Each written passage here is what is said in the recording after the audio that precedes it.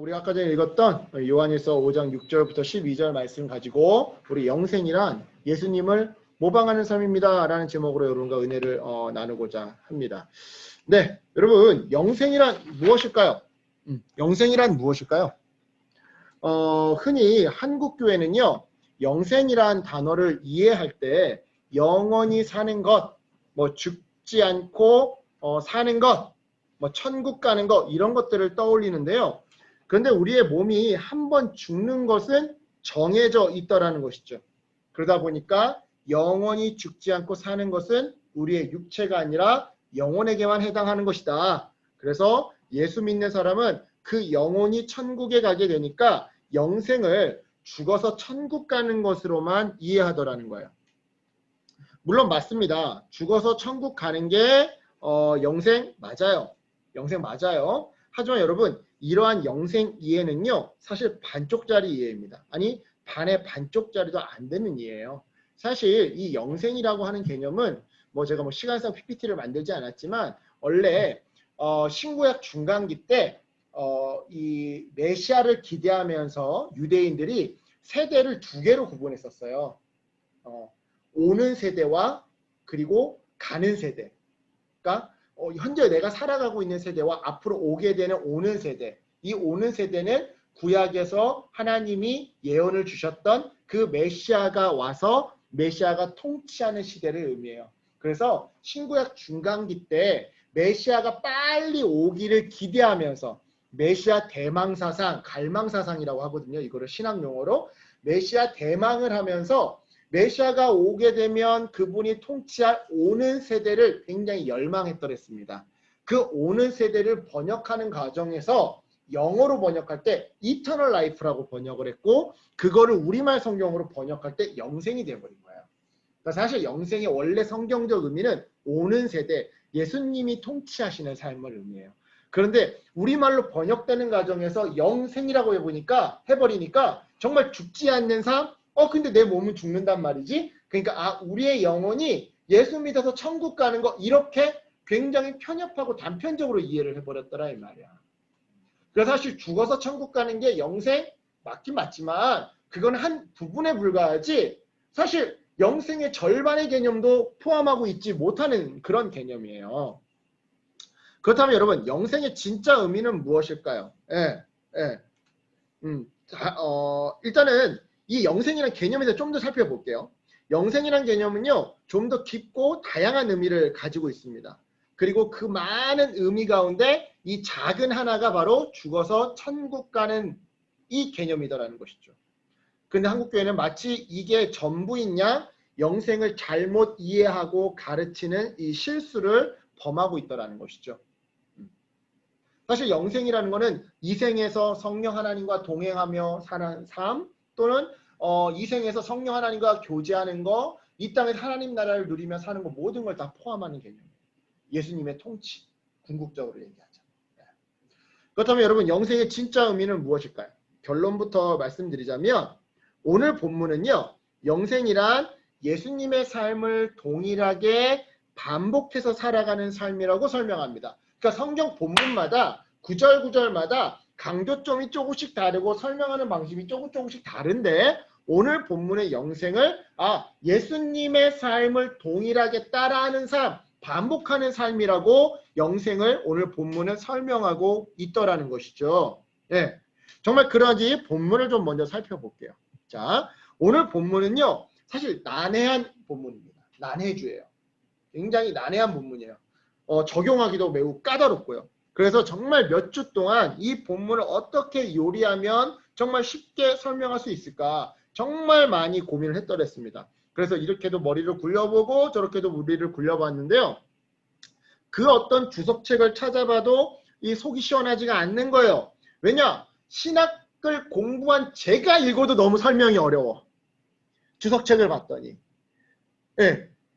신학을 공부한 나도 어려운데 이거를 청년들에게 어떻게 쉽게 설명해야 하나 이 걱정이 이만저만이 아니었던 거죠.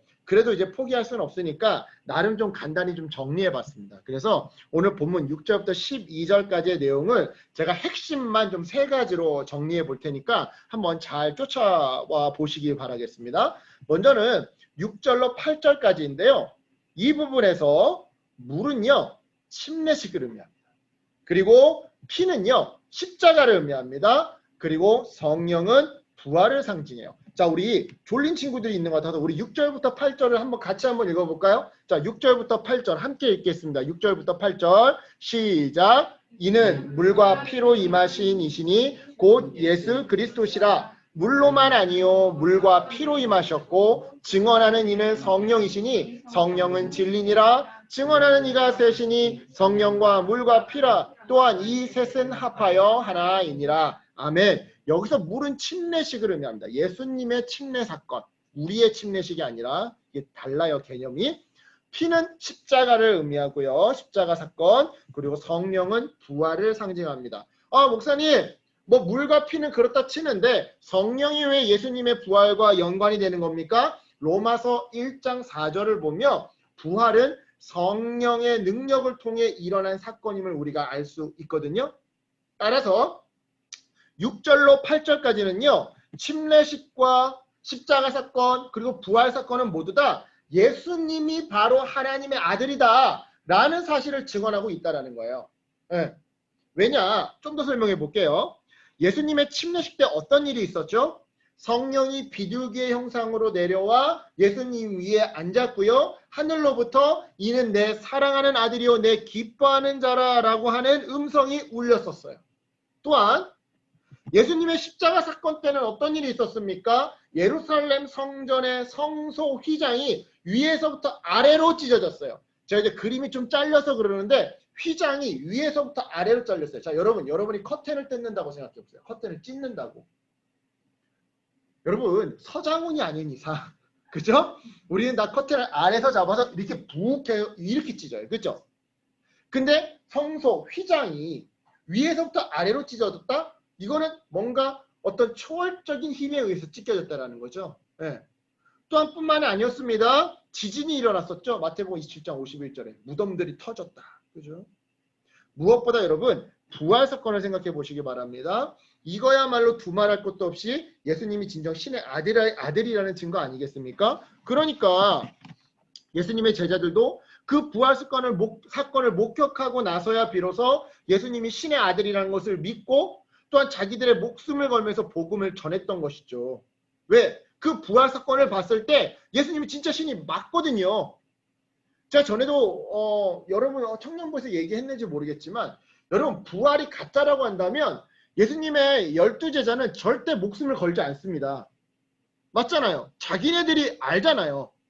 만약에 부활을 목격하지 않았다거나 부활이 거짓이라고 한다면 예수님의 12제자가 절대 순교하지 않았을 거예요. 요한 빼놓고 11제자가 순교하지 않았을 거예요. 왜냐면 부활이 뻥인데? 부활이 뻥이란 얘기는 예수님이 신이 아니라는 건데 왜 신이 아닌 존재를 위해서 자기네들이 순교를 감당해야 하는 거죠? 그죠? 그러니까 이 부활은 초대교회 순교 역사를 볼 때 참이라는 거예요. 참.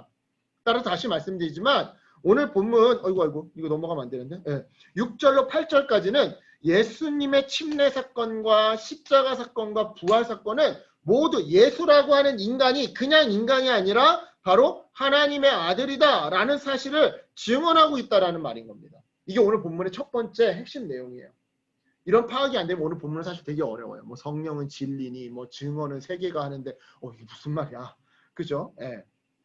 이어서 본문의 두 번째 내용은 9절부터 10절까지인데 우리 함께 읽겠습니다. 9절과 10절 함께 읽습니다. 9절 10절 자 잠이 떠나가게 시작. 만일 우리가 사람의 증언을 받을진대 하나님의 증거는 더욱 크도다. 하나님의 증거는 이것이니 그의 아들에 대하여 증언하신 것이니라. 하나님의 아들을 믿는 자는 자기 안에 증거가 있고 하나님을 믿지 아니하는 자는 하나님을 거짓말하는 자로 만드나니 이는 하나님께서 그 아들에 대하여 증언하신 증거를 믿지 아니하였습니다. 아멘.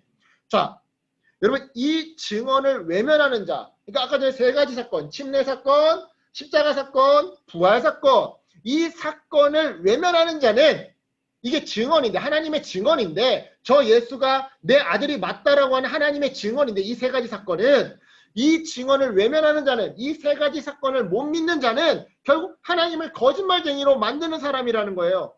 왜냐? 다시 말씀해요. 반복 논리지만 결국 그 세 가지 사건을 하나님이 직접 일으키신 하나님의 증언, 하나님의 사건이니까 하나님을 거짓말쟁이로 만드는 일이라는 거죠. 순환 논리예요. 반복 논리예요. 그 말이 그 말인 거죠. 계속해서 본문의 마지막 내용은 11절로 12절까지입니다. 우리 역시 함께 읽겠습니다. 11절부터 12절. 시작. 또 증거는 이것이니 하나님이 우리에게 영생을 주신 것과 이 생명이 그의 아들 안에 있는 그것이니라. 아들이 있는 자에게는 생명이 있고 하나님의 아들이 없는 자에게는 생명이 없느니라. 아멘. 자, 예수가 하나님의 아들이다 라고 하는 이 증언의 핵심은 따라서 하나님의 아들 예수에게 영원한 생명, 영생이 있고 따라서 이 예수를 소유하는 사람은 바로 영생을 누린다라는 겁니다. 즉 영생이 중요한데 이 영생을 하나님은 하나님의 아들 예수에게 1차적으로 주었으니까 이 예수를 너희들이 소유하고 영생을 누리라는 것이죠. 그러니까 쉽게 다시 얘기하면 하나님과 우리가 있으면 하나님이 이 영생을 우리에게 다이렉트로 주신 것이 아니라 예수에게 줬다라는 거예요. 그러니까 너희가 이 예수를 소유해서 결과적으로는 영생을 소유하라는 것이죠. 이것이 오늘 본문의 핵심 주제입니다. 그러면 여러분 이처럼 간단한 내용을 어렵게 꼬고 또 꼬아서 여러분 다 졸게끔 만든 이 본문을 통해 하나님이 주시는 메시지는 무엇일까요? 그것은 먼저 첫 번째로요. 우리를 구원할 하나님의 아들은 다른 어떤 존재가 아니라 바로 예수다. 자 여러분 지금 이 요한일서가 쓰여질 장면인데요. 제가 잘못한 것 같아요. 네. 자 됐죠? 오케이. 네. 자, 네. 당황했어요. 괜찮아요. 당황했어요. 괜찮아요. 여러분 이거 녹화되고 있어요. 녹화돼서 제가 유튜브에 계속 저장해 놓고 있어요. 근데 오늘 방송 되게 재밌을 것 같아요. 삐 소리 나고 전혀 이런 거 수정 안 해요. 그럼 귀찮아서 못하는 사람이야. 그냥 올려 생으로. 자 아무튼 첫 번째로 우리를 구원할 하나님의 아들은 다른 어떤 존재가 아니라 바로 예수님이다라는 메시지예요. 자 여러분 지금 이 요한일서가 쓰여질 당시만 해도요. 사람들은 신의 아들은 예수가 아니라 바로 로마 황제, 시저, 케자르, 카이사르 그러니까 어떻게 읽느냐에 따라 다른 거죠. 스펠링은 내가 뭐 칠판이 아니면 못 쓰겠는데 그거를 시저로 읽느냐 케자르로 읽느냐 또는 카이사르라고 읽느냐 그래서 성경엔 가이사라고 나와 있는 건데 그죠? 어쨌든 예. 시저라고 생각했습니다. 물론 당시는 로마 제국이요 지중해 지역을 지배하던 시기다 보니까 사람들은 로마의 군사력 때문에 로마 황제에게 굴복한 것이 사실이었지만요. 한편으로는 로마의 굉장히 섹슈얼하고 편안하며 권력지향적인 문화에 매혹당한 것도 사실이었습니다. 실제로 로마 황제를 하나님의 아들로 숭배했던 사람들은요. 그 대가로 로마식 극장, 콜로세움이죠. 콜로세움에서 벌어지는 공연을 볼 수 있었고요. 또 콜로세움에서 벌어지는 각종 스포츠 경기를 관람할 수 있었습니다. 어떤 사람들만? 로마 황제를 신으로 숭배하는 사람들만. 또한 원래 자신들이 믿었던 그리스 신화 속의 우상들도 겸해서 믿을 수가 있었는데요. 한마디로 로마 황제만 하나님의 아들로 인정한다면 그들이 이전부터 믿어왔던 민족신, 우상 이런 것들을 계속해서 섬길 수 있었고 거기서 얻어지는 부순물이 있죠. 부산물이 있죠. 뭡니까? 그 우상 숭배 여자 사제들과 마음껏 몸을 섞고 복점을 칠 수 있었던 것이죠. 여러분 영화 스파르타쿠스나 아니면 300 제가 300 예시를 되게 많이 드는데 300을 보면 레오니다스 왕이 출정하기 전에 어느 높은 곳에 신전 같은 데 올라가 가지고 복점을 칩니다. 근데 그 복점을 칠 때 과정을 보면 젊은 여자 사제랑 나이 많은 늙은 남자 사제들이 약간 성행위를 은유하는 듯한 모습들이 나와요.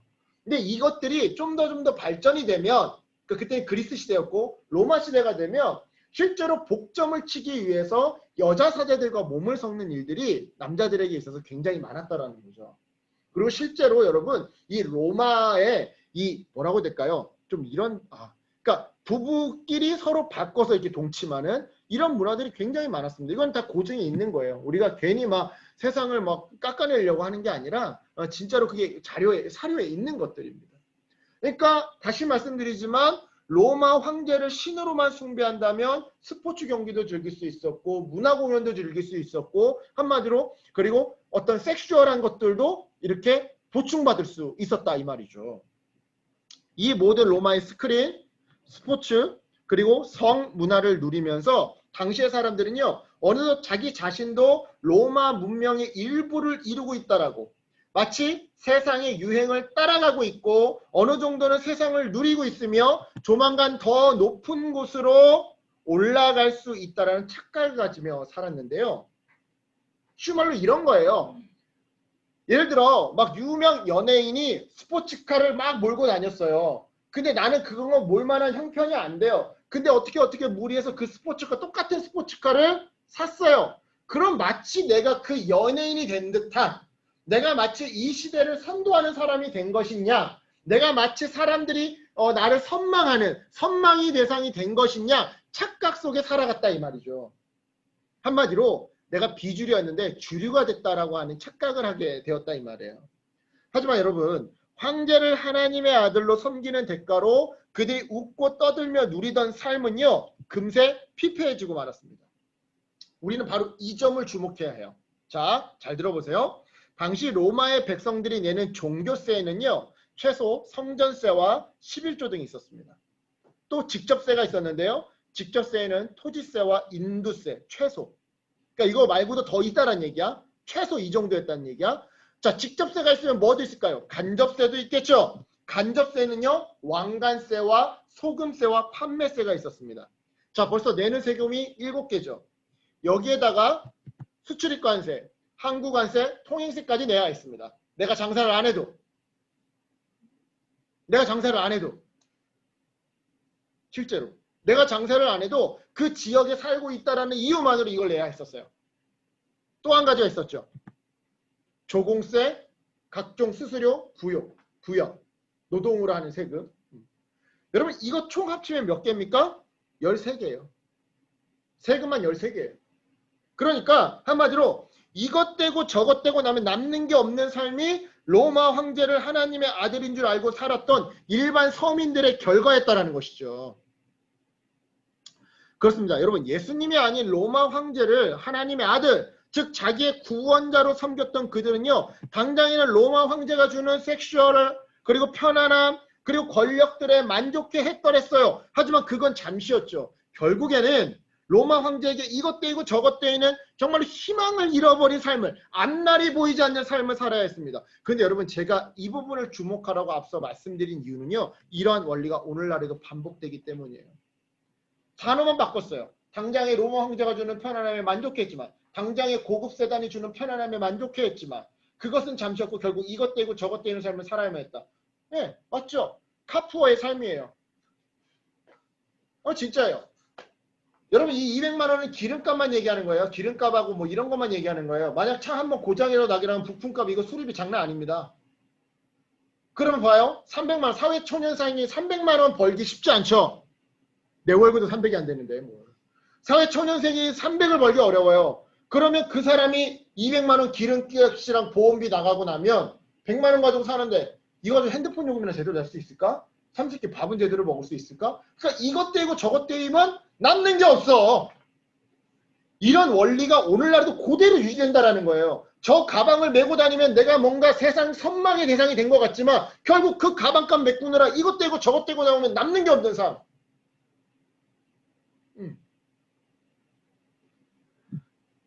자 보세요. 오늘날 우리는요. 권력과 통제권이 우리 삶의 구원자인 줄 알고 살아갑니다. 또 어떤 사람은요. 인기와 애정과 인정이 우리 삶의 구원인 줄 알고 살아가죠. 가장 쉽게는요. 돈이 우리 삶의 구원인 줄 알고 살아가는 사람들도 있어요. 영화 포스터죠. 그죠? 돈. 그죠? 이런 사람들도 있어요. 예. 이처럼 우리는요. 리처드 포스터가 말하는 것처럼 돈, 성, 권력을 숭배하며 살아갑니다. 그리고 그처럼 권력과 인기와 돈을 추구하며 살아갈 때 그것들이 주는 잠시 잠깐의 그 편안함, 그 사람들의 어떤 이목 이런 것들에 만족해 하죠. 하지만 여러분 그것들이 주는 만족은 잠시고요. 결국 그것들이 주는 결과물은 뭐인 겁니까? 영혼의 찢겨짐인 거예요. 맞잖아요. 여러분 권력을 추구했던 정치가가 총살을 당합니다. 자살을 하기도 하고요. 불법과 불의로 감옥에 가기도 합니다. 또한 인기를 갈구했던 사람들이요. 나중에는 어떻게 하면 이성과 잠자리를 할 수 있을지 자기네들끼리 핸드폰으로 수군덕거리다가 감옥에 가기도 하고요. 인기에 너무 이렇게 연연한 나머지 그 영혼이 망가져서 성형이나 마약에 중독되는 일들을 우리는 많이 보곤 해요.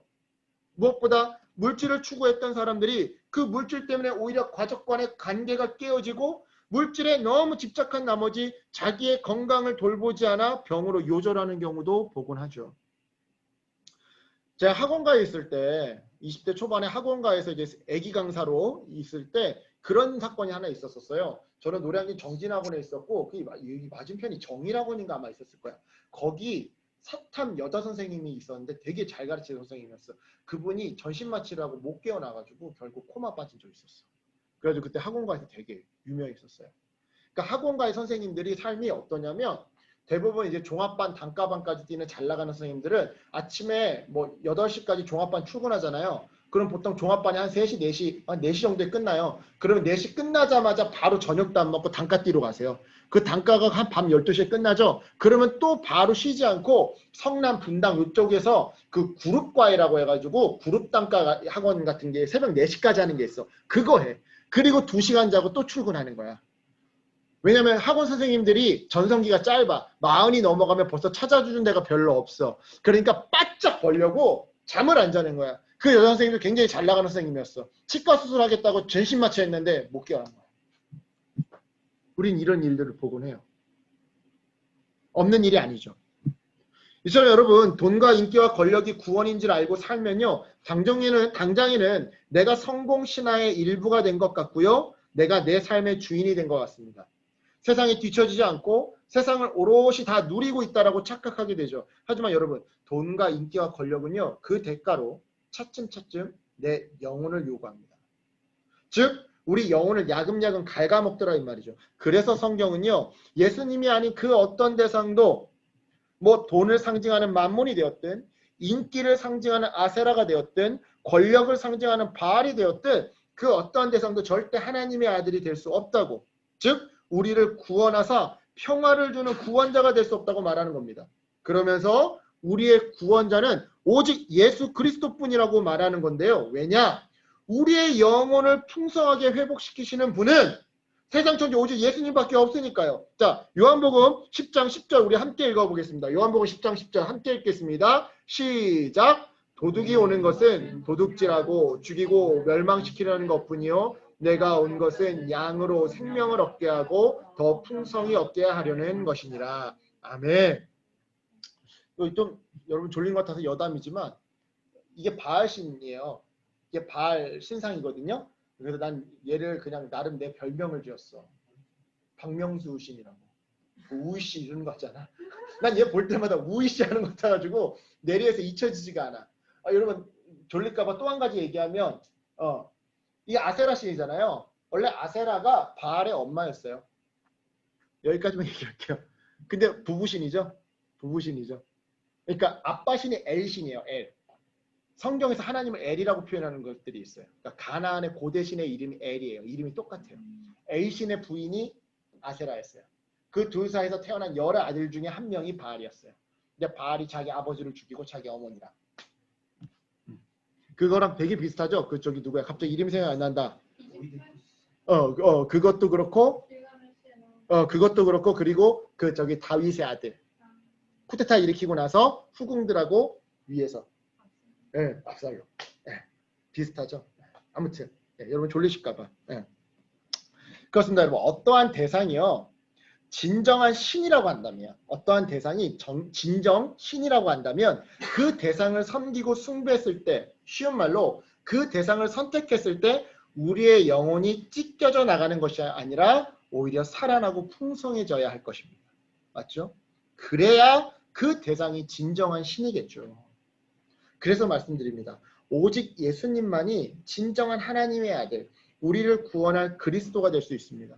세상 어느 신도 대가를 요구하지 않는 신은 없어요. 오직 딱 하나, 예수님만 우리에게 대가를 요구하지 않아요. 나인성 과부 이야기 아십니까? 누가복음에 나인성 과부. 예수님이 가고 계시는데 나인성, 그 나인이라고 하는 단어가 원래 기쁨인데 그 기쁨의 성에서 장례식 행차가 나와요. 과부댁인데 하나밖에 없는 아들이 죽었어요. 죽어서 지나가고 있는데 그 행렬에서 예수님이 그 슬퍼 우는 엄마를 너무나도 마음 아파하셔서 원래는 시신을 만지면 안 되거든요. 그러면 정결규례에 위배되는데 그 부정한 그 관에 손을 대세요. 그리고 그 아이가 살아나요. 그 아이가 살아나고 나서 하는 말이 뭐냐면 야, 나 필요한 거 없으니까 가서 엄마 잘 보시오. 저는 거기서 정말로 너무 감동을 많이 받았어요. 만약 오늘날 은사 많은 목사님이 병을 고쳐줬다고 해봅시다. 그러면 하나님께 심어라고 헌금을 하라고 한다거나 아니면 이거 나 광고 좀 많이 해 이랬을 거예요. 여러분 제가 왜 예수를 안 믿을래 안 믿을 수가 없냐면 이 세상 어디에 대가를 요구하지 않는 신은 우리 주 예수밖에 없어요. 그저 우리의 생명을 아름답게 생명되게 해주기 위해 자기의 생명을 갖다 바치고서는 아무런 대가도 요구하지 않고 나는 너희의 친구야. 무릇 진정한 친구는 자기 친구를 위해 목숨을 바치는 법이야.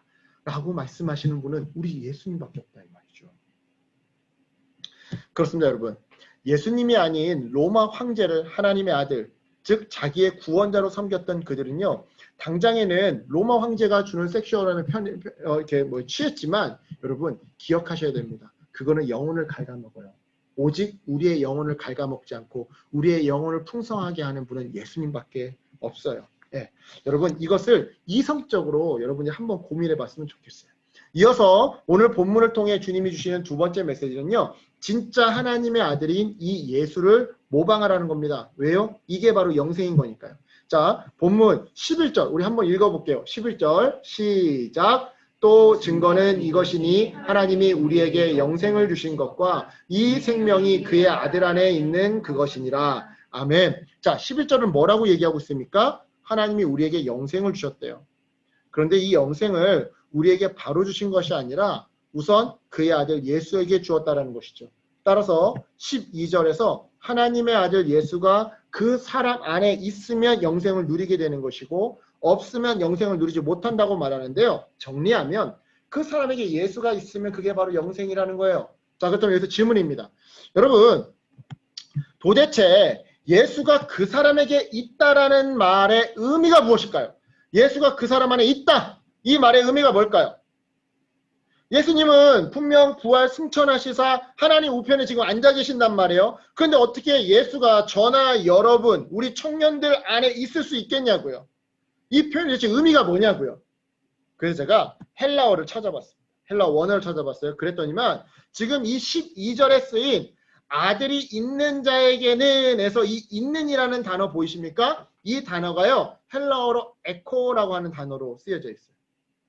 그래서 또 이 에코의 뜻을 한번 찾아봤죠. 그랬더니 그 뜻이 첫 번째 소유하다고요. 두 번째 되풀이하다, 모방하다예요.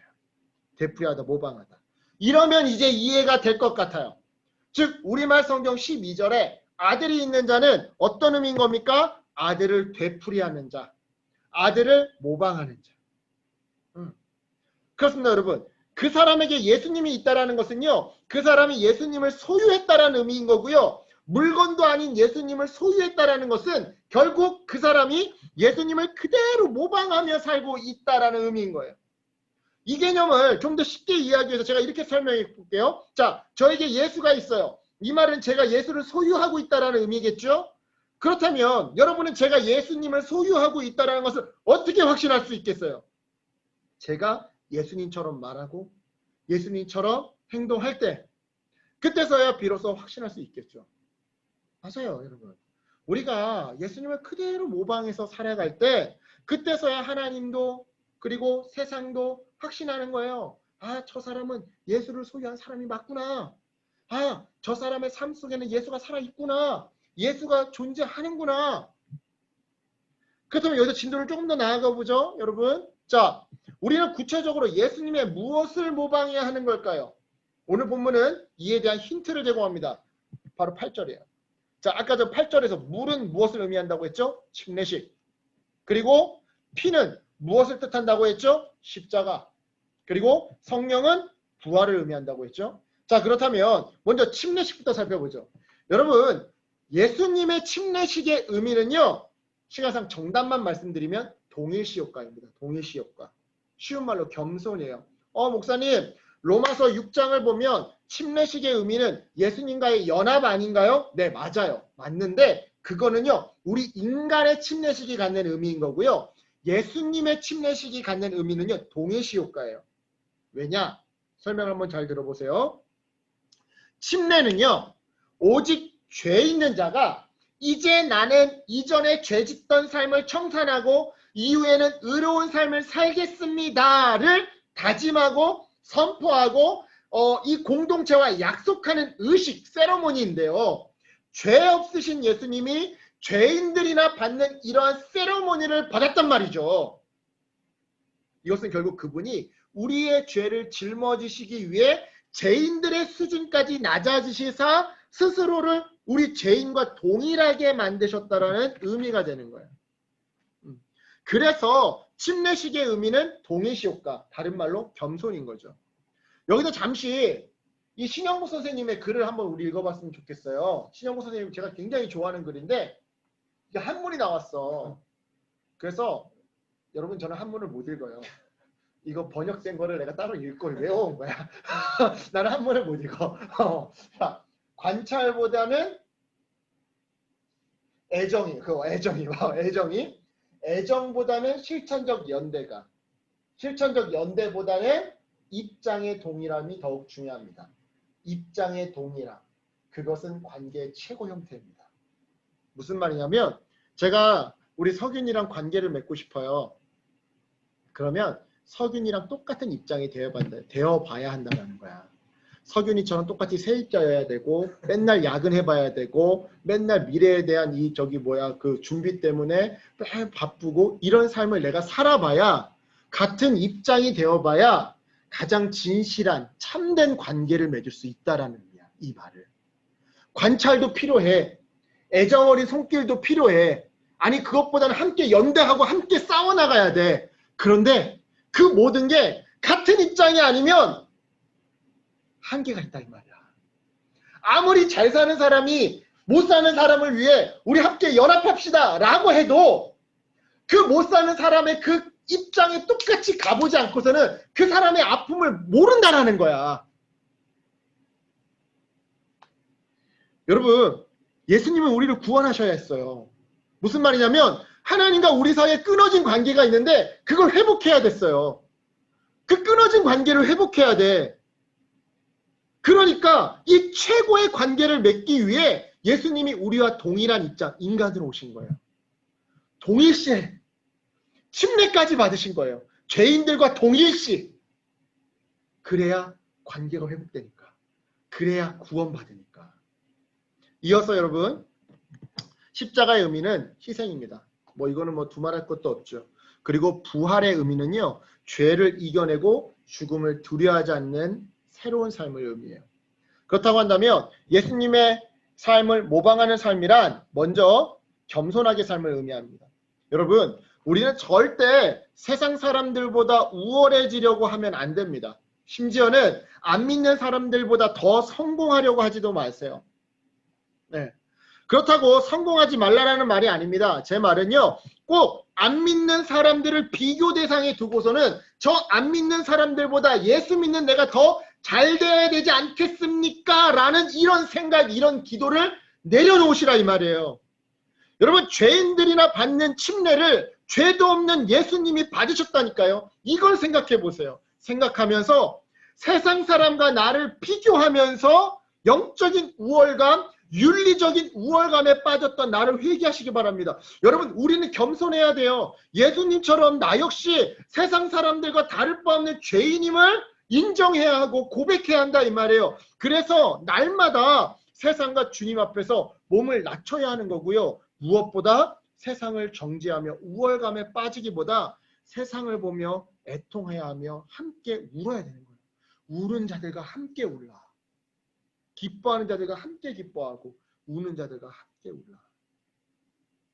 여러분, 이게 바로 예수님을 모방하는 첫 번째 겸손의 삶인 겁니다. 이어서 예수님을 모방하는 삶은요, 희생의 삶을 의미합니다.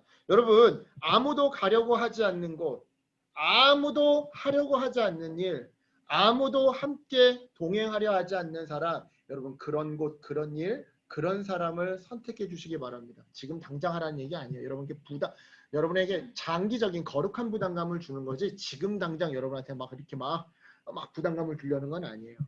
여러분, 무엇보다 내 옳고 좋은 기준에 상대방을 맞추려고 하지 말고 내 기준, 내 방식, 내 몸을 내어주셨으면 좋겠습니다. 우리는 다 자기의 방식이 있습니다. 자기의 방식이 있어요.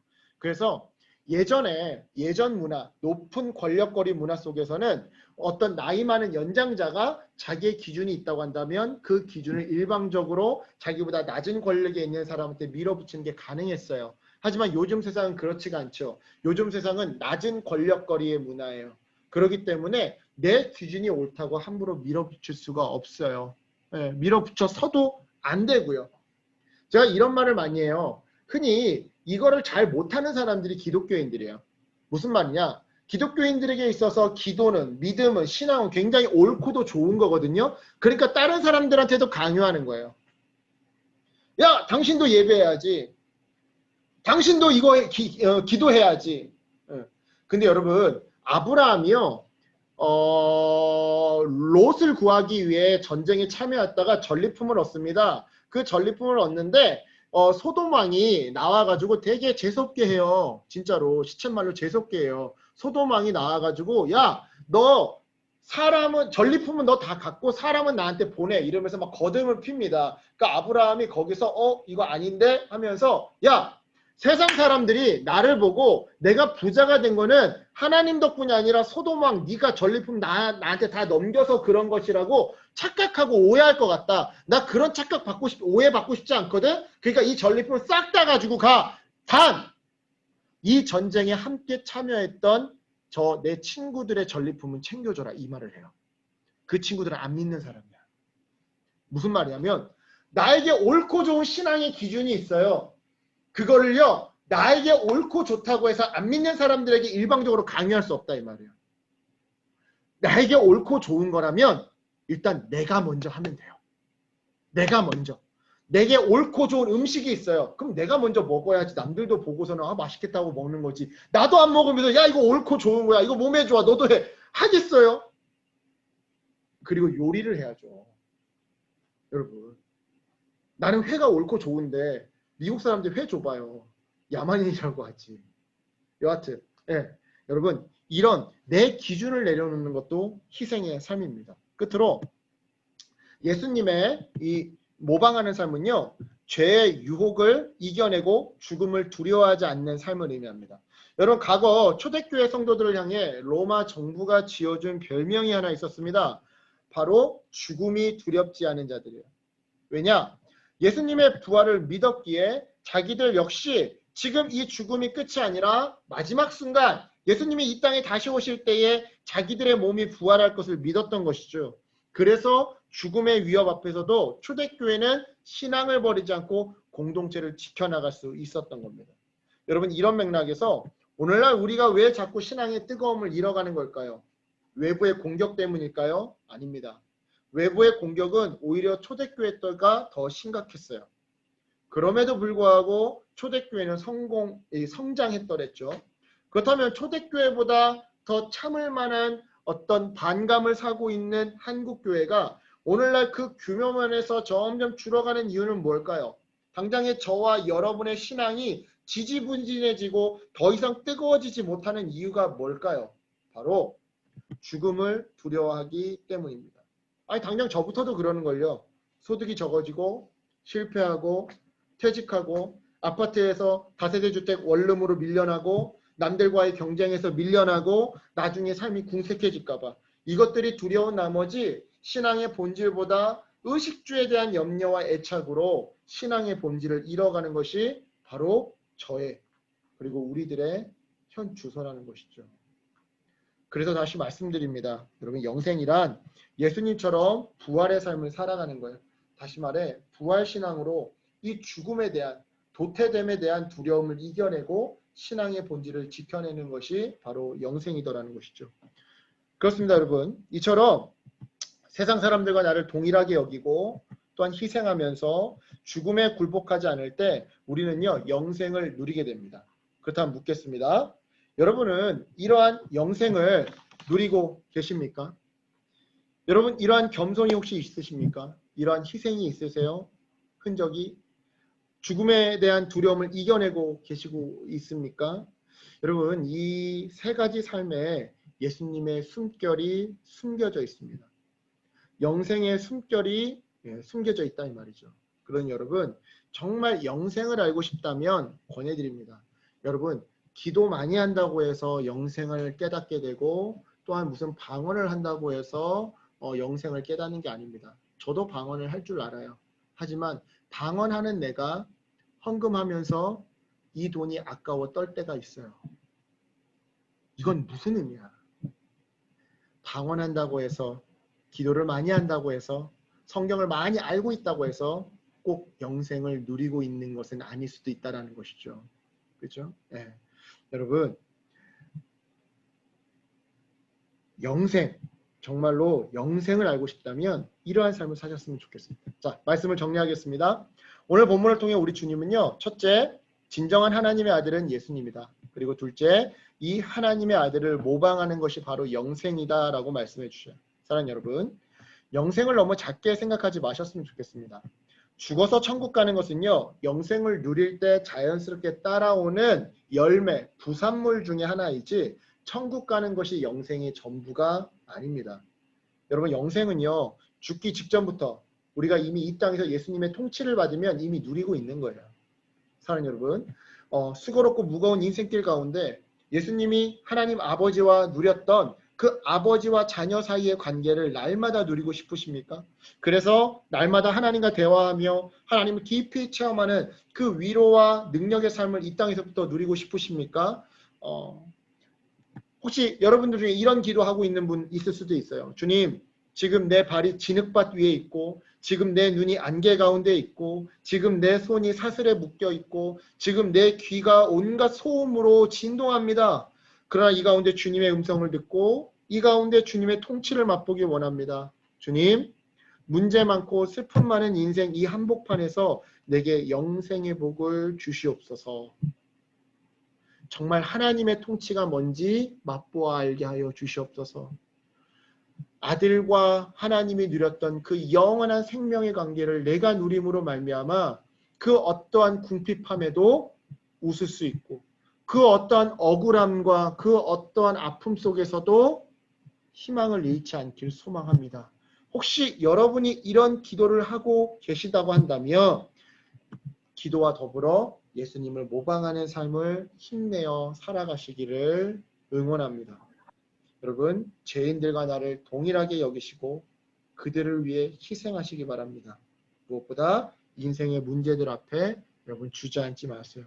그리할 때 하나님의 음성이 들릴 겁니다. 하나님의 통치가 임하면서 나를 건지시고 살리시는 주님의 생명력이 느껴질 겁니다. 높은 산이든 거친 들이든 초막이든 궁궐이든 그것이 바로 천국이 될 것입니다. 여러분 이 믿음으로 날마다 영생의 행복을 정말 체험하시는, 정말 체험해 보시는 저와 여러분 되시길 주님의 이름으로 간절히 축원합니다. 아멘. 기도하겠습니다.